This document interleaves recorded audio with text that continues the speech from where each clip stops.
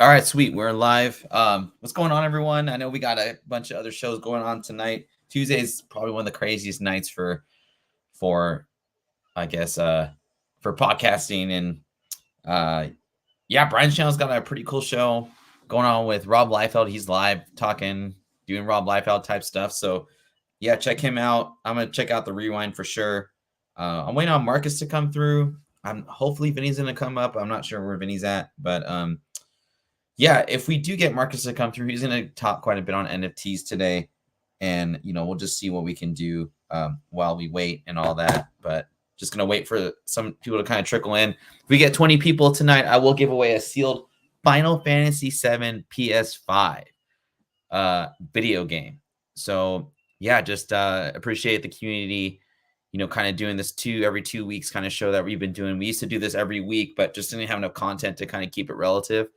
Yeah, hopefully we get Marcus in, fairly soon. He's going to go over not so much NFTs, but meme coins. I know we went pretty hard on NFTs for a while, but I feel like the meme coin kind of flip, if you will, or just the meme coin kind of hit in general is something to kind of take a look at. I know a lot of people don't really believe in or understand the mechanics of trading in NFTs or meme coins, what have you.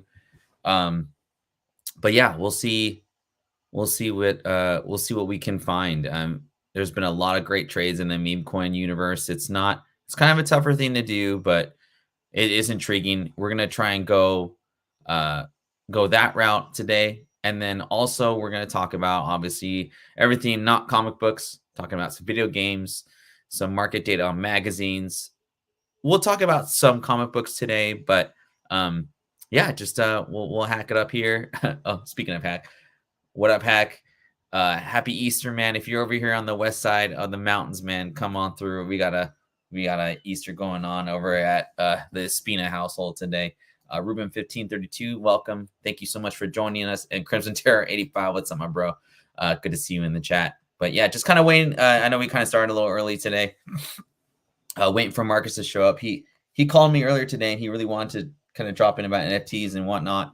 I don't have a ton of card stuff today. I've been playing the Star Wars trading card game, and I like the playability of it. Oh, and look who it is, Mr. Marcus. What's going on, Marcus? Hello. How you doing? I am sitting here in a remote location because I'm on the run with Diddy.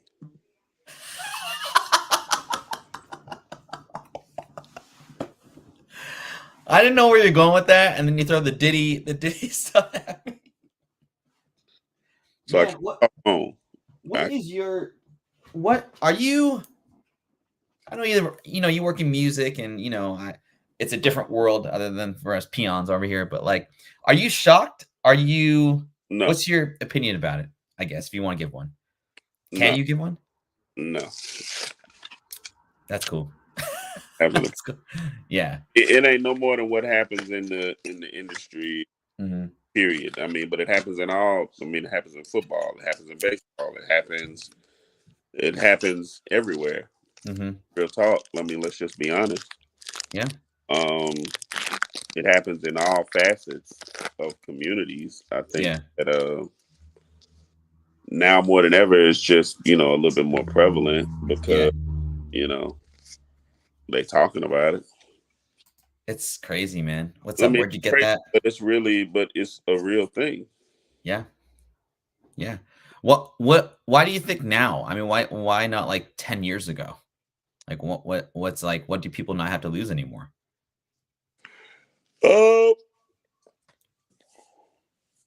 Excuse me, I'm sorry. I think people are just, I ain't gonna say they're tired of it, but it's kind of like, bro, it is what, and the reality is that it's not going to change anything. It's just Diddy just got caught. Yeah. You know what I'm saying? Or there's a long list of people who do the same thing, and they just now, they grab Diddy. Yeah, that's crazy, man. I mean, it's an unfortunate evil to the business. But the thing is this: good, bad, and different. I mean, of course, I'm joking about Diddy and and everything else, but the reality is it doesn't change his contributions to what he's done for music. It doesn't change the music that he has released, the life-changing stuff that he's done for the people that he's, signed and put on and changed their lives and all that other stuff. I think, I mean, the truth will come out when it come out, how it come out, whether he's guilty or innocent. It's not for me to judge. Yeah. Me to judge what he, what the audio is or anything else. I'm gonna crack my jokes because that's what I do. You know what I'm saying? I'm gonna press the button. But I feel like, I mean, he's still done a lot in music, and nobody can take those accolades away from him. Just like R. Kelly. R. Kelly's a bunch of things, but he's done a lot in music. I cannot not listen to his music just because of everything else. Now, the stuff that he did, crazy. I don't condone, but the gift that he has in music and for music and what he's contributed to the musical landscape is no different between him and, let's say, what's my man, Great Balls of Fire, who ended up marrying his cousin who was like 13. Yeah. 13. You know what I'm saying? Jerry Lee Lewis. Yeah. You know what I'm saying? It's, I didn't see nobody crucifying Jerry Lee Lewis. You know what I'm saying? And he did that openly. You know what I'm saying? Like, whatever. I mean, it's levels to it. And I'm not saying that Jerry Lee Lewis is right or wrong, or R. Kelly is right or wrong. I'm simply talking about their contribution to music. That's all I'm talking about. Yeah. Not be denied. Yeah. No, he's made songs that people have gotten married to. He's made songs that people have gotten buried to. Shit. You know what I'm saying? Yeah. Is what it is. With Diddy, same thing. Diddy, for X amount of summers, he couldn't be stopped. Told you he wasn't gonna stop. Won't stop. I can't stop. Put it back. He was so good that Dave Chappelle made a joke about him. Yeah. Yeah. Absolutely. Well, cool. Well, I guess we'll just keep up on what Diddy's doing, man. It's yeah. When I saw the X tweet, whatever you want to call it, across my stream or whatever you want to call it, I was like, is this real? And then, Ralph was like, Diddy's on the run? I was like, Diddy's on the run? Okay, I guess this is real because, why would you talk about it? And then, like, it's weird because I would think it would get more press than it has. But I guess I guess there's other stories out there, which is just even crazier. So I was kind of saying in the beginning of the show, first off, we want to thank the 5 Live that are watching us today. I'll do a giveaway if we have 20 people live, but we'll see if we can get there. But regardless, I wanted to dedicate more time to you because I know in the Discord, we've gotten some requests. I've had some DMs about not so much NFTs, but there's been more interest in these meme coins, digital coins in general, the functionality of it. I had some card section stuff, but it wasn't really relevant to like what's going on right now. So I kind of wanted to just go have you kind of quote unquote take over and just kind of explain like what has worked out for you lately. Yeah. Man, hold on, this is Vinny. I just texted him. Oh. Yeah, I think for us, me, Vinny, you, Ralph, you know what I'm saying? Crypto or cryptocurrency is going to be the new alpha. It's the new whatever, right? The dollar is in whatever it's in, and a lot of people, they really kind of, talked a lot of shit about me and Vinny, and Ralph, talking about crypto and coins and NFTs and the whole 9 and 10. But the reality is that people are literally making life-changing money, playing these meme coins and things like that. I'll give you a great example, which is if I was on a boat and me and Vinny are in this chat and they said, "Hey, you need to put money in this meme coin, right?" And I was like, "Well, whatever." And so, I mean, I've spent $100 on food. I spent $100 just wiping my ass with it and throwing it in the wind. So it doesn't really hurt me to throw $100. Now that may not be somebody else's story, right? Yeah, But yeah. my story, I threw $100 into it. You know what I'm saying? Um, I threw it in on a Monday. I guess by Wednesday I had $6,000, and by Thursday I had $10,000 of a coin that really has no intrinsic value, because none of these Bitcoin didn't have intrinsic value until they put a value on it, right? Yeah. And so these other coins, Doge and SHIB and all these other coins, don't really have intrinsic value until it gets enough money into it that it becomes a value, right? So saying all that to say, I put in $100 real and got a return of 10,000 real dollars on a coin that technically has no value, but people are pumping into it because you can make it have value, right? Right. Some people call it gambling, some people call it whatever. I mean, but the reality is that the new frontier is going to be digital. That's it. I mean, it's no real way around it. With Bitcoin, being, mass adopted, which is what a lot of you guys were waiting for. You know what I'm saying? Being that Bitcoin is going to be, mass adopted right now, you have your favorite stock market person telling you, "Hey, you might need to diversify into some crypto. You might need to hit the end. We have Bitcoin." So Bitcoin is just the tip of the iceberg. It's like there's so many other things up under that, and you got to do your research. And as you do your research and find out which ones work for you, and invest in the things that you have conviction in, right? Yeah. You know what I'm saying? Find those things that like you like, or is kind of quirky or makes sense. I'm in a couple of them. One of them being pork. Pork is a good one, and then they have a couple of other ones, and all pork is forked pepe or pepe fork. And the Pepe frog is green. If you jumped in Pepe, like when you did, I mean, you put $75 in and got a thousand, 1,200 bucks just sitting on my ass. just sitting on you scratched your ass for about a good 2-3 months and looked up and had $1,200. Yeah. I say, and being that you're in finance, it's almost like a Bible person, a medical person learning Bible, right? Like, you ever talk to a real medical person, they don't believe in the Bible, they don't believe in, any of those things. They just believe that science says that, when you die, this is kind of what happens, your body does this and da da da da. But for the person that believes, they believe that when you die, to be absent from the body is present with, God or whatever you call it. Yeah. So that is their, belief system. So it's like, it's two different things. So now in your world, crypto is a no-no. Like, man, what the hell? It's not tangible. But you literally put $75 in it and made $1,200. Yeah.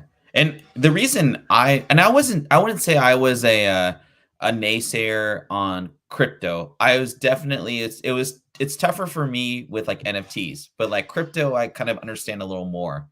And I would say, like, with my financial background and just how I've invested my money in the past, you never know how something works until you try. Right. But like what Marcus is saying, like, he's not saying put $1,000 in some random meme stock. He's saying 25, $50, $100 at most, if you can afford to like lose it, right? And I think when we're thinking about alternative investments, Marcus is gone. He'll come back in a little bit. When we're thinking alternative investments, you're curious about something, even if you lose the $25, I feel like So even if I were to lose the $25 in that Pepe, like Pepe just didn't do well and whatever, at least I was okay with losing that 25 to $50, $75 or whatever it was, because I wanted to understand the mechanism of it, because I understand the background of how the blockchain works and what kind of supersedes these assets. I wanted to know how it worked on a functional basis. Just like when you buy a 1 in 25 comic book for $35, and hopefully it goes up to $60 and you make 100% return, right? But I wouldn't say 9 times out of 10, but let's say more than 50% like of the time, you're probably not gonna, you might break even, but you gotta deal with going to the place or the comic book store, picking up the book, packaging it, making sure you put on eBay, and you take a 12% hit on that because of whatever, right? So there's all these different things. Whereas like, if and the thing when Marcus and I were talking earlier today, like I think you kind of have to have a venture capitalists kind of perspective when you get these meme coins. Whereas what I mean by that is 9 out of 10 may go down to 0. That's just the reality of it. But that one can go from, what'd you say, 100 to 10,000 in a week? Oh, you're on mute. Here, let me get you out there. Oh, my bad. I'm sorry. I literally know a guy that put in $1,000 in the same thing that I only put, I think, $100 in, and he made $225,000. I literally sent that to you today. Yeah. The same token that had I put $1,000 in, I'd be up $225,000. Where in the hell are you going to make that kind of money? I don't know. You're not going to, I mean, you can't even sell crack and make that kind of money. It's a lot of risk, right? It's a lot of risk. Yeah. So yeah, I mean, I think, if anyone in like our chats or whatever, like out of everybody, I'm probably the most like, that's a scary thing to do. But it took me kind of listening to you guys and then kind of doing my own research, like you said, like anyone should do. And I thought to myself, why not just try it? And it took a year, right? I think it's the other thing too. I think with comic book flippers or flippers in general, there's this like, but you got to do that over and over and over again. The interesting thing about meme coins is there's always other opportunities. Yeah. That you can hit home runs with. You just have to be able to tell yourself, okay, maybe I'm not going to buy a 1 in 25 Captain Marvel this week. Why don't you just try like a meme coin? And the whole reason I used Pepe was because I recognize the artist. It's pop culture. There's some weird kind of like, kind of story with it. Yep. It's easy to follow. My little nephew was talking about Pepe, not as the coin, but just in general. And so that's kind of what I found with it. And it's still held pretty well. And shit, man, I mean, Marcus, you hit a grand slam of grand slams, right? But like for me, $75 to go up to 1,300 in a year without having to do a damn thing, that's pretty cool too. I'll take that. It's a good learning experience for me too, and how to watch them and like what other companies are kind of involved with the whole crypto space. It's here to stay. Is right. Basically what I think we're trying to say. And yeah, opportunity knocks for sure. So anyway, I guess we'll get into the slides real quick, and then yeah, man, good stuff. It's when you called me about that today, I was like, that's pretty cool, man. I think it'd be, if there's people that are definitely interested into kind of the mechanism, because the one question I had for Marcus was, okay, so how do I cash out of my meme coins when I'm ready to go? And he was kind of going through the mechanics of it. If anyone on the rewind or the live wants to learn how to buy and then sell crypto, join the Discord. I mean, I think everyone in here is already in the Discord, but I'm sure myself or Marcus or Vinny would be more than happy to kind of run through something.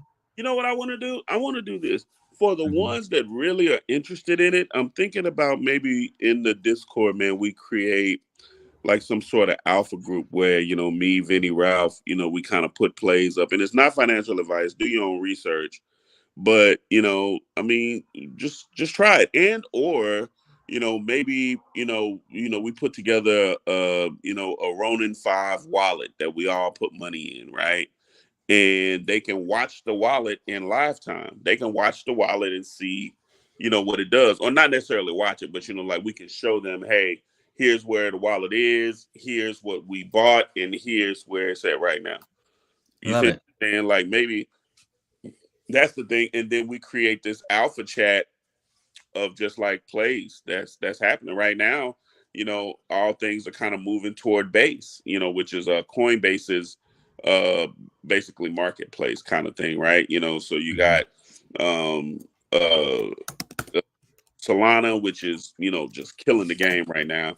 But you could have bought Solana, the coin, maybe as early as last year for maybe like 20-30 bucks. Now it's like almost 200 bucks a coin. So before that, you know, I remember when Ethereum first went, you know, up, I could have got Ethereum for $6. It's now almost $4,000 a coin. So imagine the people that said, man, you know what? I'm just gonna buy $1,000 worth of Ethereum. Mm-hmm. And now that $1,000 accumulated to whatever, and each coin that they got is worth $4,000. So you do the math. They say they got 200,000 Ethereum, or they got 600 Ethereum. 600 Ethereum times 4,000. They said it and forget it. They bought it and just didn't think nothing else of it. Mm-hmm. Yeah, I mean, how many times have you like had a comic book in your a UF4? I bought 25 copies of them, and then I fell asleep for 10 years. You know, I mean, that's kind of a drastic kind of example, but like, that's essentially it's kind of the same mentality, right? Same mentality, exactly. Yeah. So People anyway, are cool, buying man. the person that you know, like the old heads that were buying Bitcoin. You know what I'm saying? Mm-hmm. They could get it for, you know, pennies on the dollar. Now it's damn near $70,000 a coin. So whoever had, I think Trey had like 16 coins. Oh, my homie LJP 2023 got a question. What about SHIB coin, fellas? Yeah, Shiba. I think, you know, SHIB is a great investment. Doge is a great investment. You should be buying up as much SHIB as possible. You should be buying up as much XRP as possible, because XRP is the coin that banks are going to be using, banks and finance institutions. So your Bank of America is going to use XRP. Your Wells Fargo is going to use XRP. You know, when they really jump all the way in, because be clear, everybody's getting ready to jump into this crypto shit. Like, don't be fooled. There's a reason why BlackRock is quietly buying all this Bitcoin, and then Coinbase buying all the Bitcoin. Just go and read about it. If you think I'm lying, go and read about it. You know what I'm saying? But for the people that know, start packing your bags now. If you start stacking your money now, hey, what's up, Vinny?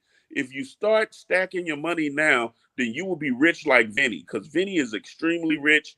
I am not. Vinny, we were just talking about you. I have no idea what's happening.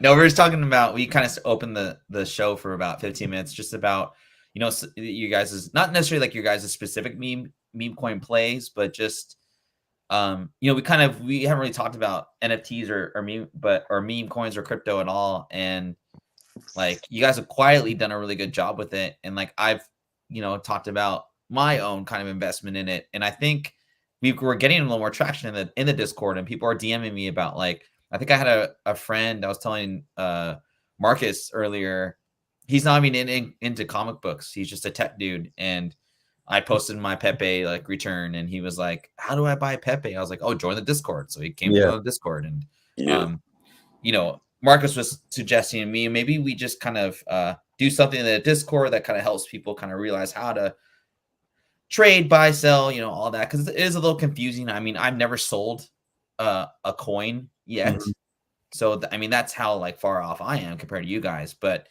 it's yeah. So anyway, but that's how we kind of started off the show. How you been, man? Good, man. Yeah, good stuff. I was just finishing up some work, and then I didn't know exactly what time. I knew we were going on, but then I was like, oh damn! Look, I looked at the time. So. No, it's all good, man. I don't have a ton of stuff today. I kind of wanted to more emphasize on what Marcus was talking about. But yeah, I got some cool stuff. I think you guys will enjoy. Oh shit! Hold on a second. Hold on. God damn it. Okay. So this always happens with these damn things. Hold on, guys. Oh, I got to redo all these. Damn. Okay. Talk amongst yourselves. I gotta do these real quick. Sorry, guys. Hold All on. right. Well, what did I miss so far? You were talking meme coins. What we talking? Meme coins. We're just basically telling people that really this the new. I mean, meme coins are basically the new alpha. Like, now's the time to, while people are chasing Bitcoin, now's the time to basically pad your pockets. Go buy SHIB, go buy Doge, go buy Ethereum, go buy Solana.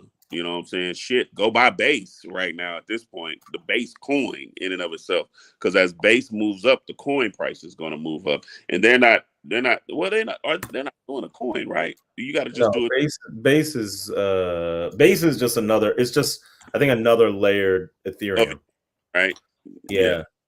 So, it's like they're not necessarily doing a coin, but like, for instance, there's one thing on Base right now that's going crazy called Benji. It's like, for whatever reason, they just have these things, and I think Vinny can kind of really speak to it more. Like I was telling Vinny, like these meme coins, they have no intrinsic value, but people create the value just by buying into them. And so, like there's one called Dog with Hat, and it's a dog with a hat on. And they about to have the Sphere in Vegas. If they haven't already done it, they're going to put the dog on the Sphere in Vegas. I think they got either paid for it or they got the money for it or something. Yeah. Yeah. So that's that's a bullish, in their world, that's a bullish move, right? But even on the side of that, like I'm seeing, you can go all on X and you'll see people that say, hey, if I'd have just kept my $300 worth of dog with hat, then it would be worth $3.2 million now, because at some point somewhere it just kind of shot up. Yeah, that's kind of why I'm not really touching my Pepe. I'm not really selling it because I never touch a Pepe. Go from 100 to like $12,000, and I'm like, that's a pretty nice chunk. Stop right there, Vinny. Tell them again. $100 for you jumped up to $12,000. Yeah, about what was it? When did we start? 6 months ago? 8 months ago? 6 months ago. I bought in April. Yeah. You bought later though. Then he started before, right when it hit. We put in money. We put in some money. So maybe it's been a year. It might have been a year. Yeah. So you can live and right now, where Pepe is right now, you can still invest. Let's say $2,000 in Pepe. Just put $2,000 in and walk away. Yeah, in my opinion, yeah, right. So Pepe is a meme coin, but I think me and Marcus probably think that it's going to be right there. And we've heard other people say it too, that it's going to be right there with SHIB and Doge, like in a second. I think now there's this frenzy among meme coins. They're on Solana, on Base, on Ethereum, and there's just tons of them coming out every day. I think you're going to have like one or two that break out from that. But Pepe has been around for a little while. And plus it's like sort of like the ultimate meme of Pepe the Frog. So that's why we kind of feel confident about that one. But if you guys are getting into it, if you guys get into meme coins, just trade. I think that what we've learned is the money goes up, take some money out, at least take out your investment, and then move on to the next. But maybe leave a little bit in your wallet just in case, something breaks out. So what I'll do is I'll put in, I don't know, $20. It might shoot up to like 300. I'll pull out 200 or maybe more depending, but at least if I'm pulling it all out, I'm leaving like $5-10 in there worth of whatever it is, because that could be 10,000 tokens, or 5,000 tokens, or who knows, depending on what it is. And you have to have the mindset of 5,000 tokens now. If you would have jumped into Bitcoin when it was $2 or $3 or $1 a coin, right? And let's say you just said, "Fuck it, put $1,000." Well, that's 1,000 coins, right? Can you imagine 1,000 coins at $70,000 a coin? Can you imagine what that money looks like for the person that never pulled out anything and put 1,000 in and just walked away? Didn't listen to the naysayers, didn't listen to what nobody said, and just said, Bitcoin gonna be a thing. I'm not even gonna, I'll come back to it in 10 years. Yeah, exactly. Man, that person is sitting on right now. Can you do the math on that? What is 70,000 times 1,000? It's too much. You know what I'm saying? 70,000 times 1,000. 50,000 times 1,000. 70 million. $70 million. Yeah. From $1,000 investment where you just threw it in there and didn't even look back at it. Like you forgot about it.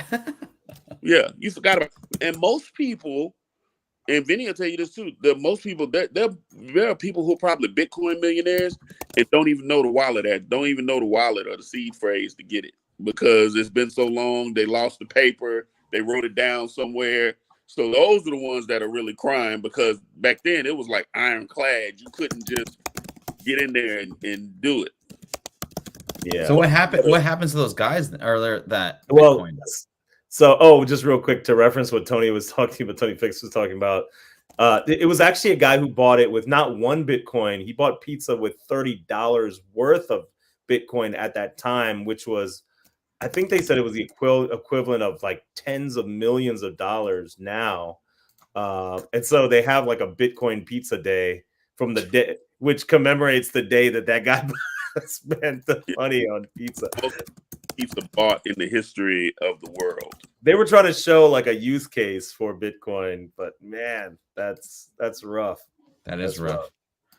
All right, apologies, guys. I finally Canva sucks, man. I'm gonna have to do different slideshow nowadays, but or next time. But don't even have to do the slideshow first. We can just talk, bro. We ain't got to be all that. So I mean, that's just how my thing is. But all right, well, I did have some stuff though I wanted to kind of go over with you guys anyway, and just kind of have visual kind of deals. But so comic book wise, these Captain Marvel variants, man, like ever since this fourth one that my homie Fedora put out a while back, it seems like every single 1 in 25 Captain Marvel variant has come out the past couple months is like a $25 like buy-in, and you can flip it for like $150. Wow. Have you guys been seeing this like on like eBay and whatever you guys heard about in the Discord and whatnot? Have not. Haven't. You guys haven't really been reading a lot of comics lately, have you? No, not at all. We've been consumed with. Hey, look. So I'm gonna just tell you. Let me tell you first, and this is no disrespect to, the show and man, we love the show and everything that is kind of going on. But right now, bro, it's like we were in a bear market, and in that bear market, there was nothing moving. We're not even in the full bull market yet, and it is the fucking Wild West right now. I'm talking about you could miss money going to sleep. Literally, no, it's the worst. You'll be driving from like point A to point B or having lunch, and somebody will put something in the chat, and you're like, "Oh shit, I got to use the restroom so I can get out of this and try to figure this out real quick." Yeah. It's like that because I mean, Marcus, I don't know if you want to tell how much you've already pulled out like a couple weeks ago. Yeah, I told him when I was on the. Yeah, I mean, I pulled out not as much as Marcus, but I pulled out about $4,000 like from this, like a week and a half ago, and so it's pretty crazy. And I have another $3,000 sitting right now, but I'm just moving it around, and this is all started from what, a few $100. Hold on, Vinny. Hold on. Yeah. Be clear. Vinny pulled out $4,000, and it still has not touched his Pepe. That's worth 12 to 15 grand.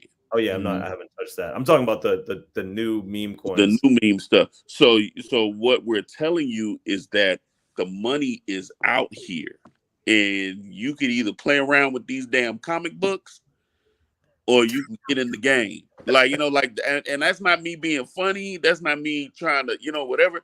It's like literally, bro, I don't even, I don't even sleep right now. You know what we do? We take crypto naps. Like, you kind of up. You will find yourself going to sleep. I can go to sleep right now at 9. I'm up at 11. Then I'm gonna go to sleep again. Then I'm up at 2. because I want to make sure I ain't miss nothing. Then I'm gonna go to sleep because it's in France or in the UK, it's morning time. So they making a move over there. Then then wait till Asia gets it. You know what I'm saying? So it's literally horseshoes and hand grenades right now. And it's not even, and I'm not even being funny. There are literally people making. There's a 16-year-old somewhere that just made $1 million because they just up on everything that's kind of happening right now. And you wondering why this fool is riding around in a Lamborghini, crypto. And then you think that his parents bought it for him. No, he's out here cryptoing. He's up. He's up. I put up a post on my Instagram. Make sure you guys follow me at Mr. Egby at MRECBY. I put up a post and I said, while they sleep, we grind. And I meant that. Like, bro, I'm up every morning. The only reason why I don't call Vinny because I know his kids may be in the bed with him, like he be asleep. Kids may be in the bed. But when I think he up, hey, bro, what's up? What we doing this morning? Boom, boom, boom. What we on? And in the midst of that, we doing work. Like, hey, bro, I need this contract done. Oh, Vinny. Oh, hey, Marcus. Oh, yeah, we got to get this done, Marcus. I need you to do. Okay, Vinny, I need you to do. Okay, cool. I'll call you back. Hey, fool, hey, you saw this? You saw this crypto? We on it? Yeah, it's literally happening like that. That's really how it is. But I have still been going to the comic store like every week or other week. I used to spend a lot more in the comic store, and I used to kind of buy a lot more on a weekly basis. But I have not seen these Captain Marvel variants. But knowing, I mean, like that one on the left looks dope. Yeah.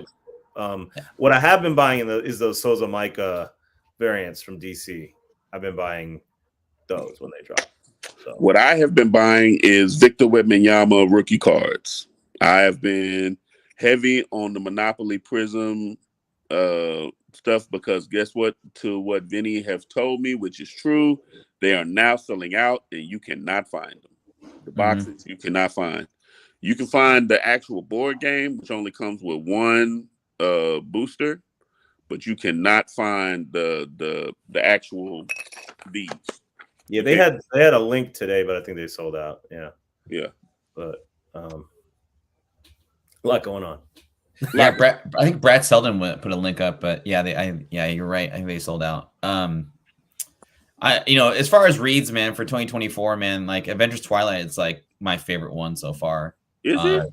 Yeah, I really like it. It's basically Marvel's version of Kingdom Come, but the story is really rich. It's kind of what I think like 2024 has been a pretty good start as far as reads are concerned. The spec's been okay.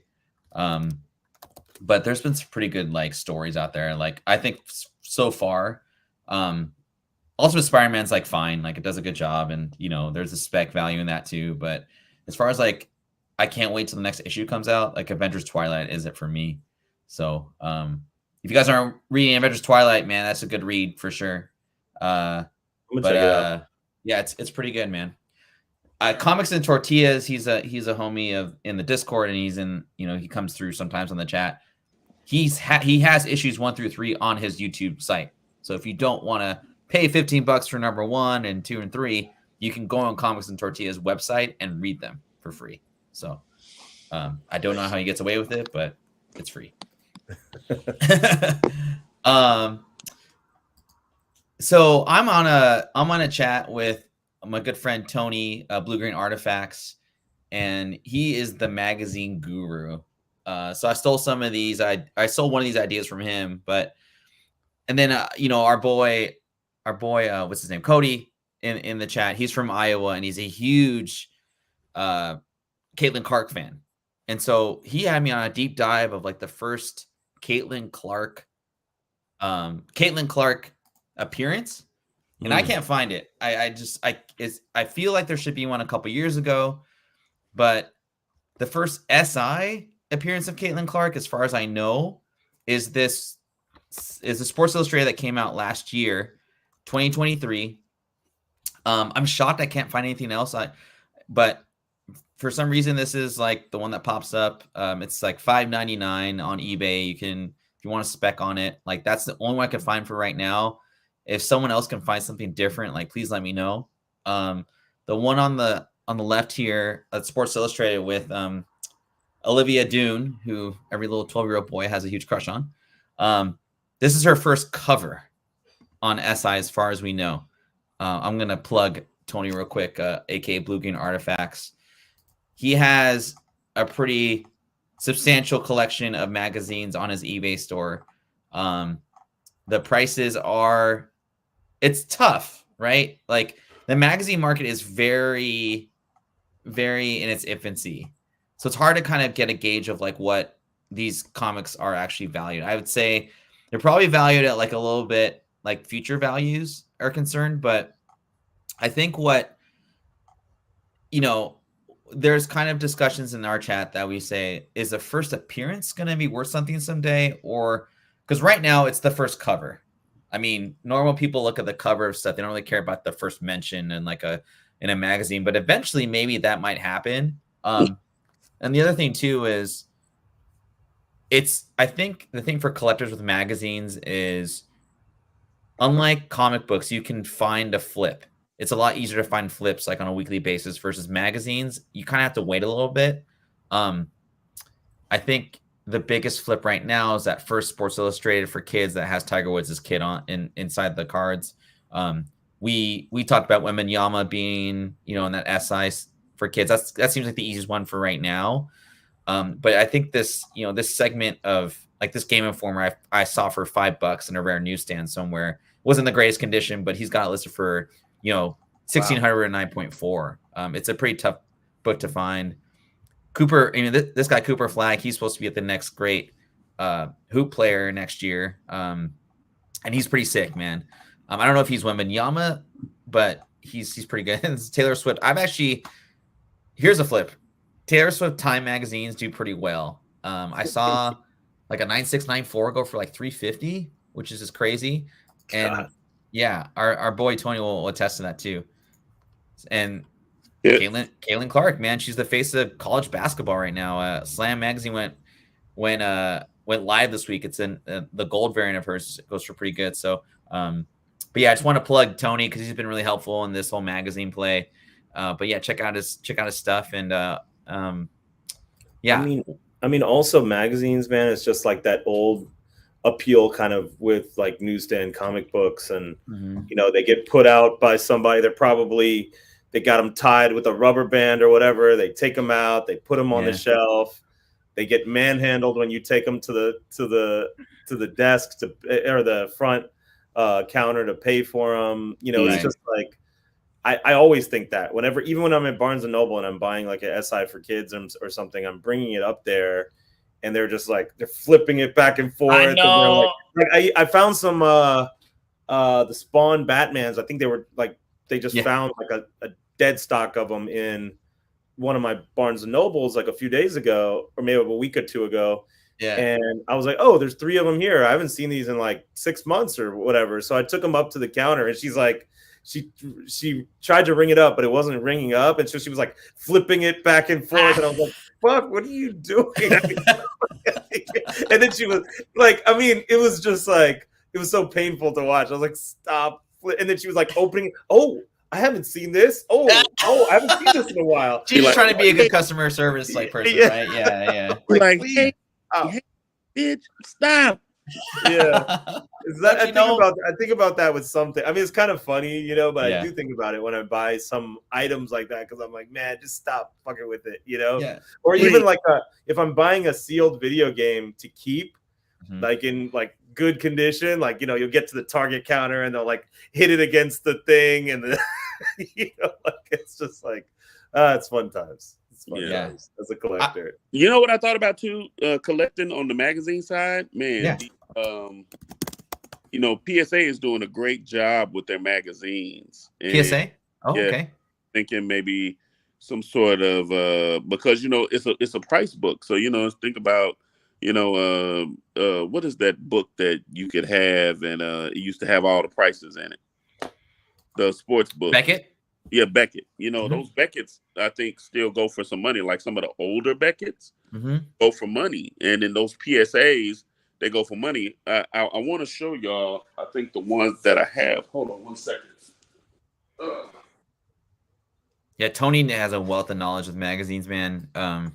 We've been talking about doing like a magazine show just exclusively like every so often because like it's just so much stuff.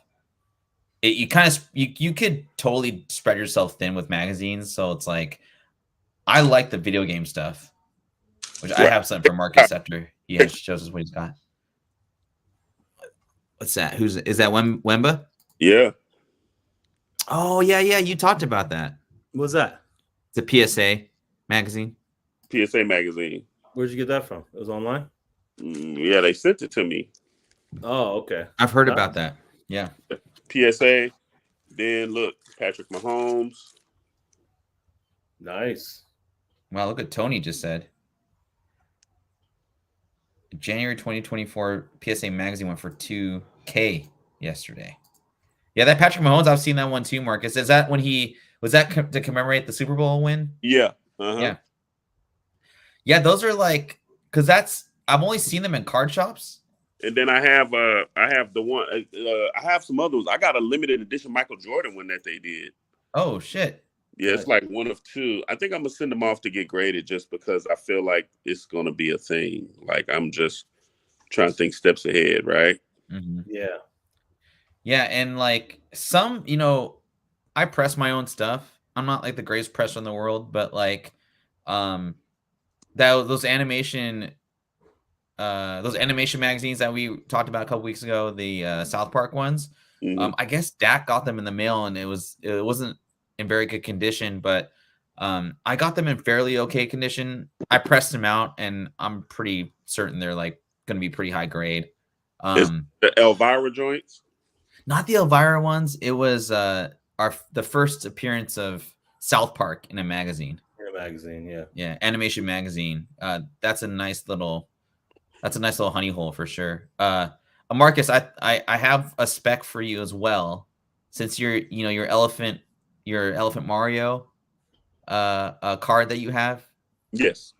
So I went on kind of a mini deep dive for you. I'm not sure if I'm saying this correctly, but the Genki Nintendo magazine, October of last year, is supposedly the first Elephant Mario, and there's a pull-out poster in it. I just think the cover is amazing. And this predates some other Nintendo magazines that came out last year as well. But if you're specking on Elephant Mario, and if you're specking on that, Nintendo video game, which Vinny, you test to, man, is you couldn't put it down. Yeah.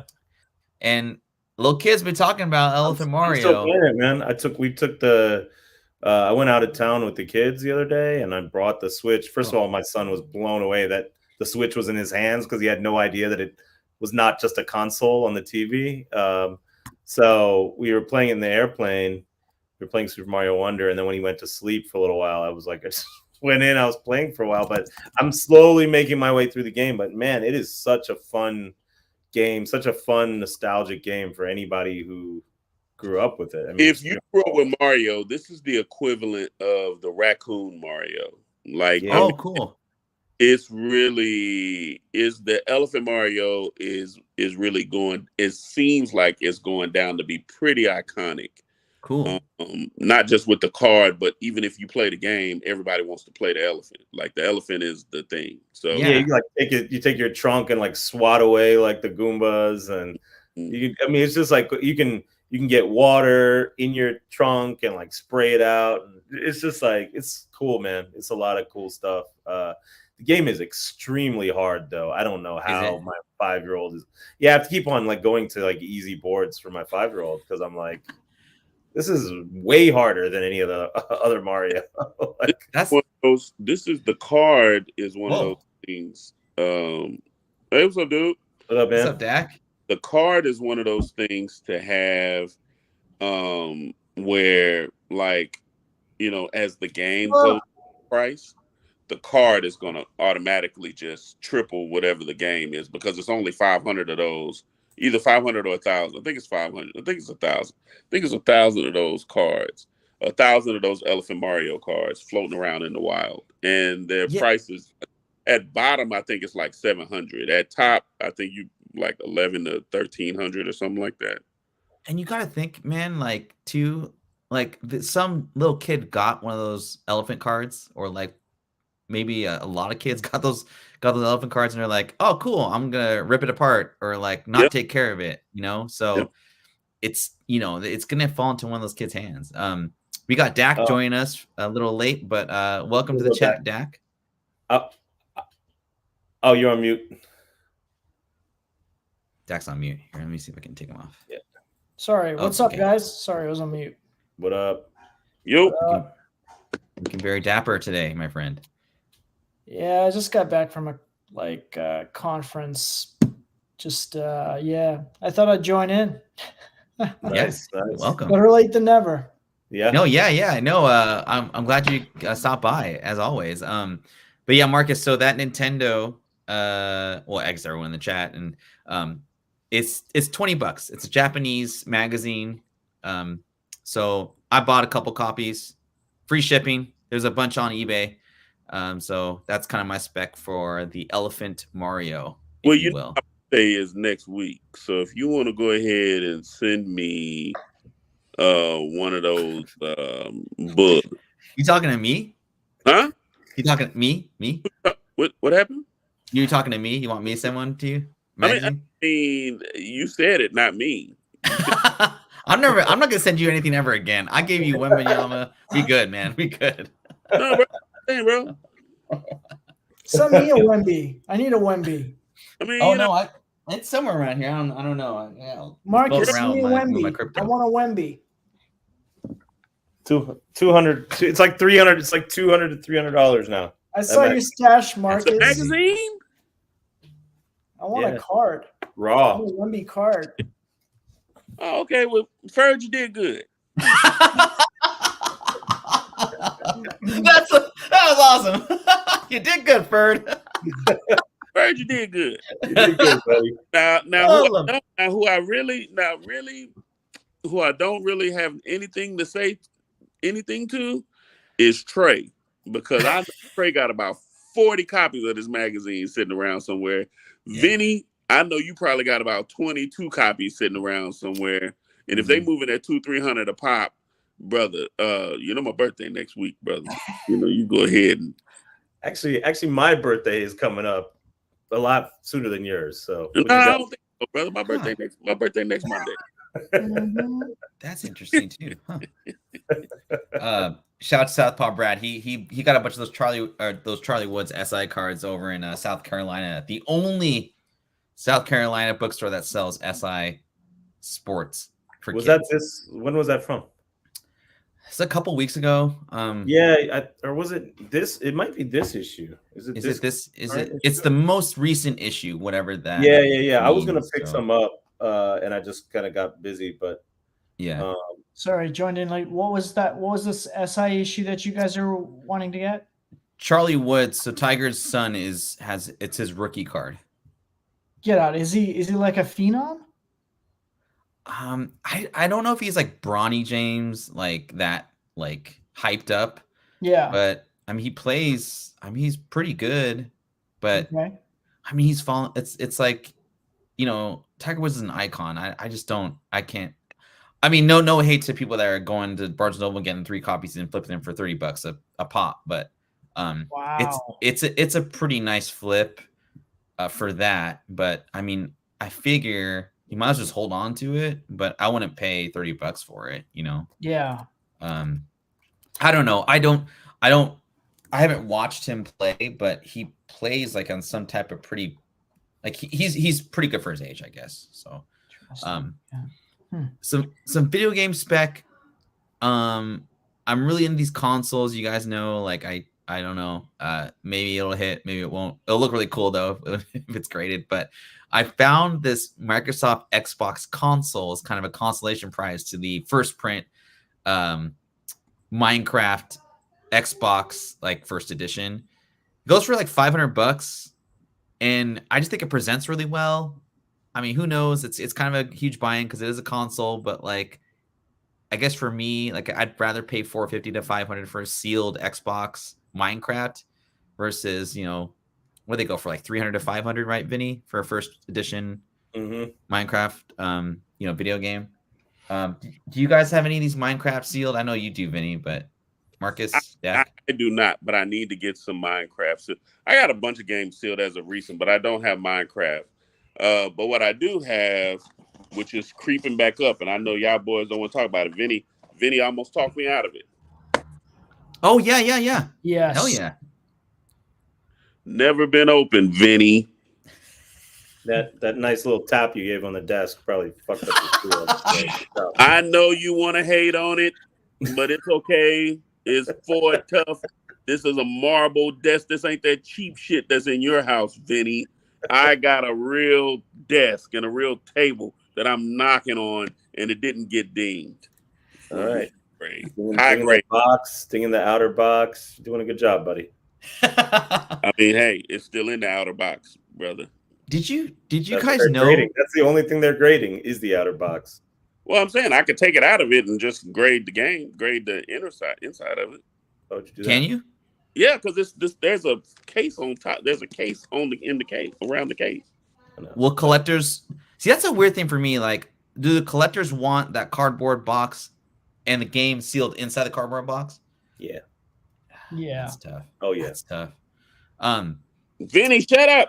You're blowing my high. Dude, I really don't think you did anything to it. I'm just fucking with you. I thought he did, but yeah. I know. So I started pressing CIB Nintendo 64 boxes. Damn. Yeah. Okay. Yeah, people do that.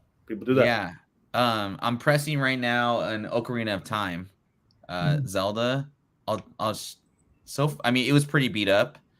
And it's PC. I don't really care about the grade, but I was like, well, I might as well just try and press this because what I got to lose. But I'll let you guys know how it turns out. It's currently pressing right now, but I thought that was kind of interesting. And the other spec I have, I saw this Fatal Frame. So so PlayStation 2, like it's starting to get hard to find some, sealed games, but I see that these CIBs for these horror games, specifically like this one in particular, if you can negotiate, you can get them for like 70 or 65 to 70 bucks CIB. And if you can grade them, you can triple your money. These horror games back in PS2, I don't know so much PlayStation 1, but I remember for PS2, the thing I read was like they were really short print, and the reason being is because they weren't very popular. But kids like horror games, and so they kind of got a cult following like after the fact. So I feel like it's like just like horror movies are kind of a good play for movies in general. I think games are even like more bonkers in my opinion. So I don't know. Do you guys have any like horror games that you, other than like Resident Evil and like that? I don't really consider that, but anyway, Resident Evil. Yeah. So there was a game that I was looking at a year or two ago called Monster Hunter. They did have a movie that came out called Monster Hunter with Mila Jovovich. I think she starred in it. Yeah. The movie was horrible. Yeah. But Monster Hunter, I believe, was a very popular game when it came out for the PS. It was a PS2, I think. I saw the game sealed. It doesn't go for much, but I thought it was a good play. But I don't think it's desired enough to see gains over the next several years. But again, I don't know. I don't know how the market's going to go. I think what's happening is more and more people are like gravitating toward horror related stuff, not only in comics, but everything. Yeah. I don't know why, but that's where I kind of see that trend.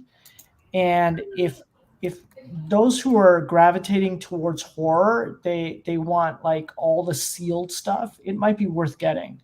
I don't think I think Monster Hunter was not a very good game, even though it was popular.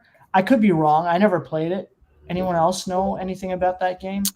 I've heard about it, but I remember it as I was like when I was a kid, but no, I never played it.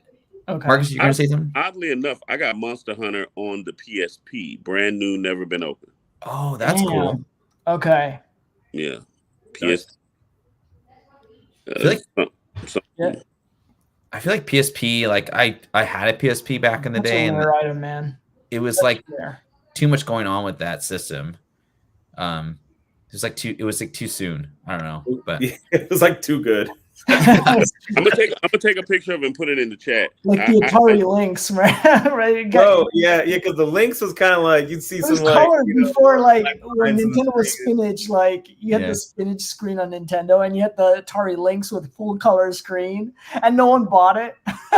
Yeah, it was. It just had, it just wasn't the same. But Right. you know what was? Yeah, the PSP was dope, man. It looked really good. Yep. And now I'm telling you, now after I was seeing the Switch, I'm like, this is not even fair. Like I was trying to explain to my 5-year-old that like I had to play on this like little tiny like green like screen. I'm like, you have it made right now. This is ridiculous, absolutely ridiculous. So yeah, insane, man. Yeah, that new PlayStation like companion system that came out is like the dumbest thing ever. You have to have a PS5 like operating, and you basically just play it in another room. So it's like, I don't know what the point of it is. It was just so dumb. But Parasite Eve is another great horror game. Okay. To get into.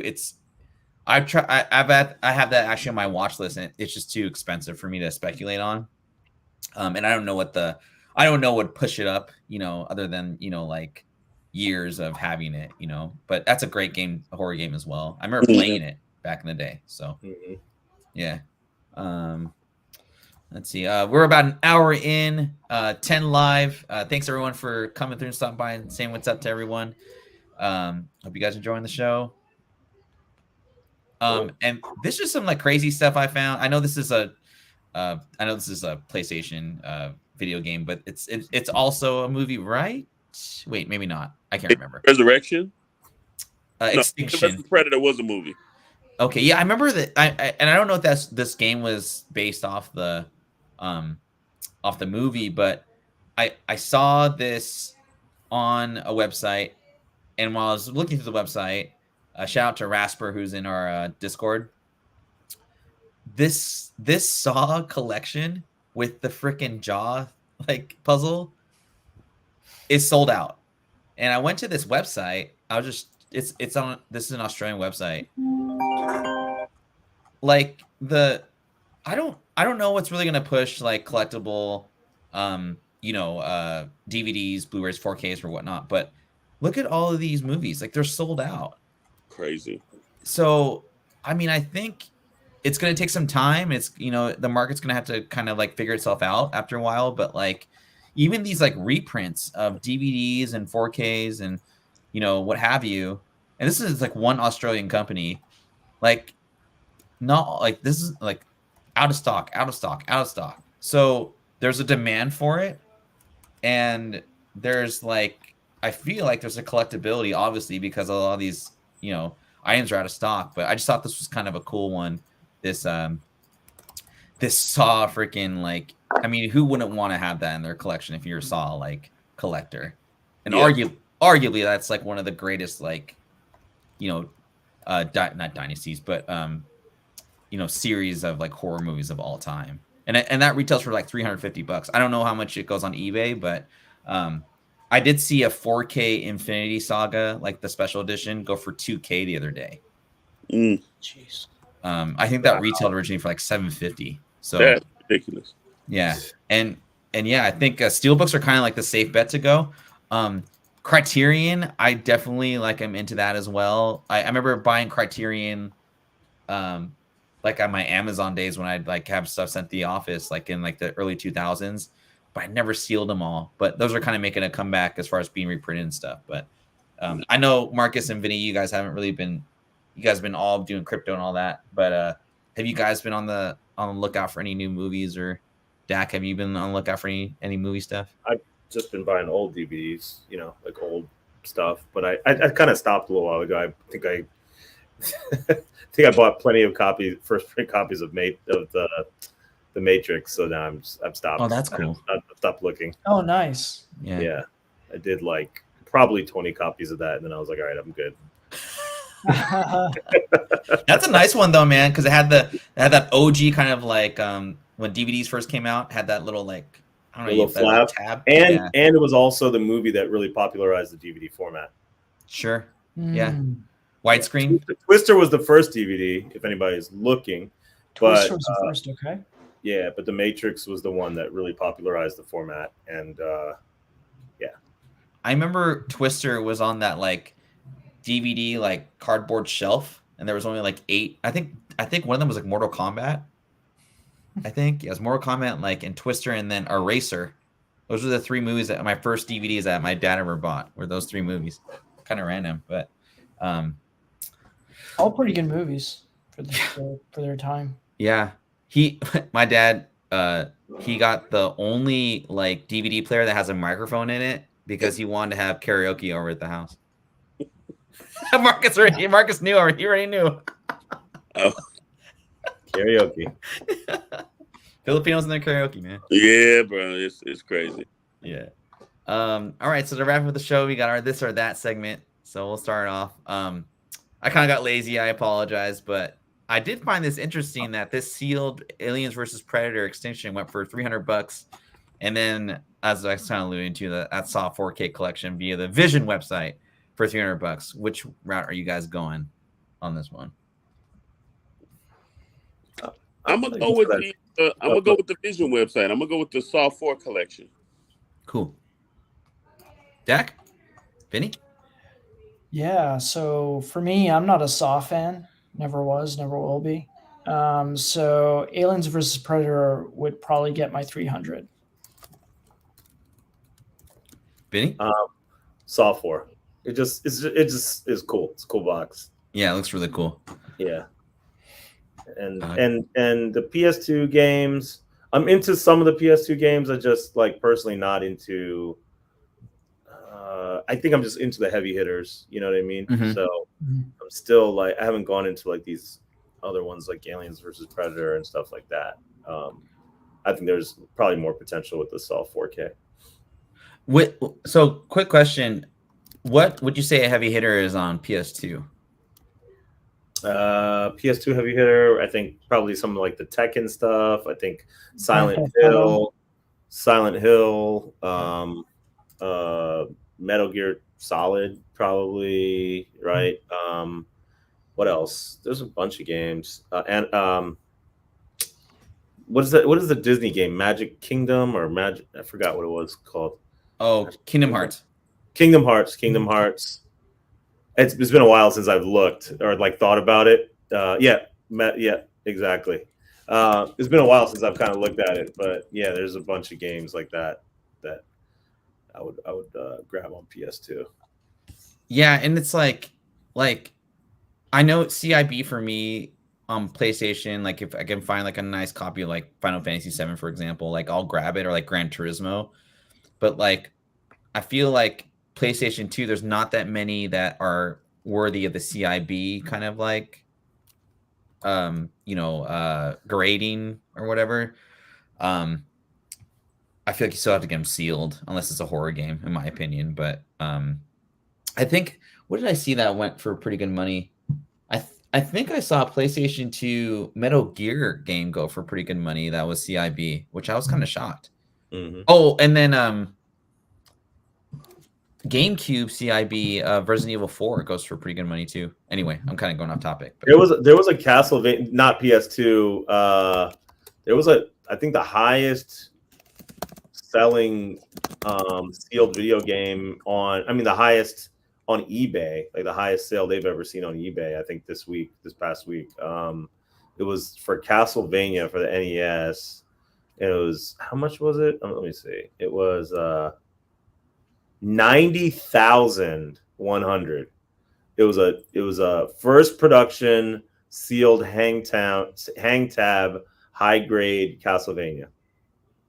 Oh, cool. Yeah, $90,000. Here, I'll send it in the private chat. I don't even have access to the private chat anymore. Oh, that's weird. I don't know why. I'm on your account. Stole my account. I don't want to leave your account because it's too much fun. No, don't. No, it's a good account. There you go. I said it. I found the private chat. I have your account too, Ferd, I think. Oh, sweet. Well, then it's all good then. This game. I just use it to talk shit about Ferd. it's like he's talking shit about himself. Yeah, I think I saw this too. That's pretty cool. This is the CIB one. Not that, bro. Click the link that I sent you. I did. That's not the link I sent you. Yeah, it's the link you sent me. Yeah, I'm getting the same thing, Vince. What? Hold on. That's not even. I suck. $30. Damn. Hold on, guys. Hold on. What? Okay. Well, look at this. See if this link will work. Because this is this is pretty crazy. It's not letting me actually click on the listing, but just click that. I thought we was in this or that. We'll get back to it. Yeah, whatever, man. You started talking about Wembanyama during the comic segment, so calm down. Hey, listen. Don't do that. Wembanyama, don't do that. Wembanyama is the gift that keeps on giving right now, brother. I mean, this is at least related. No, not really. Right now. We've been on this or that, this 300 for the past 10 minutes. Whatever. Well, what the hell? Okay, yeah, you're right. It doesn't let you. It doesn't actually, because I was looking at the bid. I was trying to find the bidders of it. Like, how did this not make it to like Golden or one of those big auctions? Like, I don't know, dude. But it's hilarious because there's like the dentist guy. He's a VVG Club on Instagram, and he's like the guy who he kind of came in and bought up all these video games like very early on, and so he prides himself on having like the only one or the unique one or two, or one in the population of particular like NES black box games and stuff like that. And one of the guys on Facebook said he was only bidding on this so the dentist doesn't buy this so he can claim he has the highest graded pop or whatever. Yeah. He was like, I'm only bidding on this so I don't have to hear him talk about it. I was like, oh, that's funny. God, egos, man. That's hilarious. All right, back to this or that. Good stuff. Next, $500 gets you that Donkey Kong system, Super Nintendo, CIB, or the two Whatnot Invincible 9.8s of Omni-Man and Mr. Invincible. What are you guys going with? This is an easy pick for me, man. I'll go with the Donkey Kong. These things, these 9.8 retailer variants is garbage. Sorry. Yeah. No. Donkey Kong all day, like 78 cents, man. Yeah. 70. Yeah. That's my Vinny knows all about that. Yeah. I like the Whatnot variant, but that's the only one I like. But I would not pay more than like $100 for it. Marcus, what would you go with on these two? I would go with some good internet connection because my phone keeps going out for no reason. But I've been struggling all day. I would go with Invincible. Actually, no, I'm just joking. I would definitely. Don't fake. But I was like, I thought we were all smart here. I thought Mark was going on the wrong has his name on the back of him. Yeah, so that's a good reason. That's right. That's right. And if you guys don't know about the QAnon Bible, this George magazine, or the Iron Man 2009 sealed cards, I guess there's a possible autograph in those. But I kind of real quick. I kind of, if you guys don't know about this magazine in the chat, this came out. It's a George magazine. JFK Jr.'s, before he passed away, he put out this magazine and an article within. This is within the guts kind of like example of high-end magazines. It's like QAnon's like basically, what do you call it? Their Magna Carta, I guess, or it's their Bible essentially. This is like what they go by. $1,500 though this past week.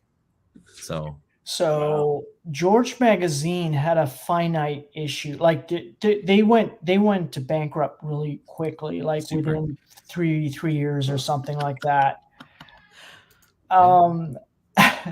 And so any George issue commands a premium. If you can find a George magazine, you can make a flip. They go for big bucks on eBay. Just check. Oh, okay. Yeah, so it's not only this particular magazine, but most of the George magazines fetch a premium. I did not know that. Don't ask me why, but they do. Yeah. Marcus, go ahead. Man, I ain't going for that George shit. Iron Man. Come on, man. What? You talking about Marcus like it was an option. I'm going for Iron Man. Man, Robert Downey, and he might have a Robert Downey Jr. signature. Yeah. Why would I spend? I'm spending $1,500 just to stick it to the man. Just they ain't got the QAnon ain't got access to this book. What the hell? I think I'm going with. I think I go with Iron Man too. Vinny, are you going? What you going with? I think I'd probably get the George magazine just so I could sell it. Just so I could sell it. Because that Iron Man, Vinny, what you going with? This Iron Man cards they're trash. I'm just being honest. It's not even close to worth $1,500. I mean, this is just this type of cards that you would see at my LCS. Just like there, somebody forgot about them, and you're like, who cares? These are just some worthless, crappy packs. When these cards came out, mind you, who craps about these cards? Yeah. I mean, I would just use that to flip. I would flip. Yeah. You know, I think with now RFK Jr. is like he's kind of like the QAnon like king, in my opinion. Like, right? Am I right? Is that a good assumption? Like, compared to like quote unquote like MAGA, not to get political or anything like that, but I feel he's more QAnon than like MAGA. Man, listen, I don't want to touch no political shit in here because it. No, what I'm saying though is if RFK Jr. is getting more like press, which I've seen him a lot more than I have in the past, this might bump up in value, is what I'm saying. But yeah, I'm still gonna go with Iron Man. You know, Vinny's gonna be the rogue, and you know he's the person that would possibly sell body parts if he's willing to sell. You know, this for a flip. You know, he's in the garage. You know. Hey, I got a kidney. What you got on it? You got some Pepe coin for that kidney? Yeah. What's up with the Stanley blood signature? What's up with that? What'd you say? The Stanley blood signature? What's that from? What's that? You guys don't remember that? There was like it was like this controversy where this store. Oh yeah, that's right. They were like they had put out books with like signatures with his blood. It was like super messed up. Oh no! I remember that. Yeah, it's out there, man. It's crazy. It's crazy. It's crazy. True. It's true. Yeah. All right. Last but not least, and again, thanks everyone for watching. This was a pretty fun show today. Yeah, we'll get on with the last slide. Oh damn! Vin's already got this, so he doesn't need it. Oh, of course he does. Oh man, I would still get the bone. I do have this. You're absolutely right. But I would get the bone. I love that book, man. I have so much. Yeah, I'm getting in on Bone. I mean, I love Zelda, but nah, Bone just got legs. It's one of those things that if you can find it and it's high grade, you don't even question. I mean, for the collector that knows, you can't find it. It's hard to get first print at 9.6 grade. And I'm a comic book guy at heart. I mean, it's a legendary book. I would, that's what I would pick as well. I'm mad that they canceled the Netflix show. It was like so close to happening, and then somebody got fired, and this went along with it. So. That's right. It was like they were trying to get rid of all. It was like right at the end of the pandemic. We're just on the brink. We're just on the brink of I guess production, but then it didn't happen. Yeah. Yeah, that was a. I would, I would probably go with the bone as well, just because like Majora's Mask is great, but it's like not Ocarina of Time. you know, it's like the second place Zelda game or Nintendo 64 game. I always thought. How to say the name? Majority, I just know it's Zelda. I wasn't finna waste my time. Something Mask. Because don't nobody play that shit. If it ain't Oceana of Time. You done good, Marcus. You done good. Oceana of Time. Oh goodness. Well, have you seen the new Beetlejuice trailer? That's gonna be a great movie. Beetlejuice. Did you see the new Crow trailer? Yo, yes. Why are people mad about the Crow trailer? Like, I thought it was because cool. it's not. You know, it's a Skarsgård. What's the kid that played the It clown? Yeah. Now he's the Crow. So I don't know. I mean, it was dope to me. I liked it. I thought it was cool. Yeah. I saw Ghostbusters too. That was a good movie. It's actually a good movie. Is it the Frozen, whatever? Yeah. Frozen, good. I mean, you know, if you like that Bill Murray, corny Saturday Night Live kind of stuff, and Dan Aykroyd being who he is, I mean, you know, it was what it was for a Ghostbusters. What really surprised me, and I think, you know, Vinny can feel me on this. Man, that Ghostbusters song is still rocking. Can you imagine the person that has the publishing on that? I mean, I just jumped into a whole music thing. That Ghostbusters song is so iconic. You can, at any time they do a Ghostbusters movie. I heard he wrote it in 30 minutes. Yeah, he wrote it real quick. Yeah. He probably did. He wrote it and knocked it out real quick. Quick turnaround. Because that was in the cartoon also, right? Yeah. Yeah. I don't think it was in the cartoon. Was it not? I can't remember. Yeah, it was in the cartoon. It wasn't like I don't think the theme was in the cartoon. I don't recall. Yeah. Really? Oh, it wasn't. It was a different song, but that's what I think of when I think of Ghostbusters. But that's just me. Oh, for sure. For sure. Yeah. Who you gonna call? No, I was gonna check. Hold on. I'm not YouTube app. Hold on. This will it was. It was. Then I'm wrong. I don't recall that Ghostbuster theme being in the cartoon. Yep. Tony says. Yep. I'm kind of It's sorry. It works, but I mean it works, right? Like because the brain's like, oh my parents can remember this and my kids and yada yada, but like that's I'm gonna just stay there. Yeah, no. Because if it stays there, we forget it. Like, has any of your children seen Gone with the Wind? For the ones that have kids, remember when Gone with the Wind was like a thing to watch.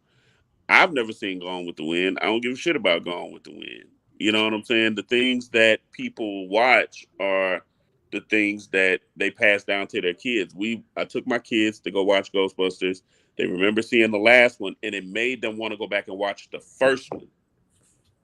You know what I'm saying? I mean, it just preserves that history of, I guess, Ghostbusting shit. I don't know, whatever you want to call it, but it's something there. It's just like, you know, when my kids get old enough, we'll take them to watch The Matrix. Matrix is one of those ones. Like, it was a moment in time. You can go back and watch it. Now, will I take them and go watch like Saw? Probably not. I think it's interesting with these franchise sequels because it's like did they not make any like good properties outside of like the 80s? It's hilarious because they just keep on going to the 80s and they just keep on rehashing our childhood right over and over again. But I will say from a collecting standpoint, this is great because it continues I guess the people who are interested in wanting to collect these things because they'll feel nostalgic about it all over again. Like my son knows about Teenage Mutant Ninja Turtles now. You know, it's like that's going to keep going. He knows about Mario. He knows about a lot of those types of things. You know what they got? These kids got Power Rangers. They got Power Rangers. They got One Piece. These are things that they'll pass down to their kids because, you know, like, I remember being a kid watching Bugs Bunny and Woody Woodpecker and Daffy Duck and all that shit. And I try to let my kids watch it. It's corny to them. Yeah. but they'll watch One Piece and all this other anime stuff that comes out. So that'll be their generation of things to when they're in their 20s, 30s. You know, whoever has that One Piece first print comic or manga, it'll be a thing. And in the golden age books will be X-Men #1. You know what I'm saying? They won't give a shit about X-Men. We will, but they won't. But it'll still be a great buy. It'll be a great flip, great sell. Mm-hmm. For the older ones of us who, can't take it with you, so you're going to sell it. Mm-hmm. To add on to like the movie spec and all that. So since Marcus, you and your children saw this most recent iteration of Ghostbusters and kind of what Vinny was alluding to, does that pump up the price for an original first print VHS Ghostbusters from the 80s, 90s? Absolutely. Yeah. I mean, because they had the characters from the old school Ghostbusters in this most recent movie, correct? I wonder why the comic hasn't gone up in value. Yeah, I've always wondered that too. I don't know. The comic heavily printed? I'm not sure. Ghostbusters was trash. That's why it didn't go up in value. It's trash. What, the comic? Yeah, Ghostbusters comic, trash. It was trash. It was trash. But it went on for a while. It wasn't. Yeah, it was hot garbage. I never read it, so I can't comment on it. Hot garbage. Not garbage. Hot garbage. Marcus read it yesterday. What? I said Marcus read it yesterday for some reason. All right. Well, I guess that's our show, everyone. Hour and a half. Good timing. Do you guys know Brian's show still going on right now? It probably. I don't know. He's got Rob Liefeld, man. That was pretty legit. I was like, I was even watching that for a few minutes before I jumped on here. I was like, picking up and stuff. No, yeah, good for him, man. I mean, that's pretty cool. Yeah, no, I mean, shout out to him, man. That's. I mean, he got him on. That's kind of crazy. So Rob's gonna talk his madness, right? Like, I mean, he was. I watched like a little snippet before I logged on. And it was like, 5 minutes, like watching it. And it was just all Rob. It was just he was going. For it. I don't know what he's talking about, but he was going for it. Yeah, so you can literally just watch Rob's Whatnot stream, and it's hilarious. So really, yeah, he's a good marketer, that's for sure. Master marketer, yeah, almost as good as the Todd Father. Well, again, thanks everyone for coming through. We didn't get as many as we needed to do the giveaway today, but I'll save it for next time. Thanks to the panel for contributing today, and everyone have a great night. We'll see you all next time.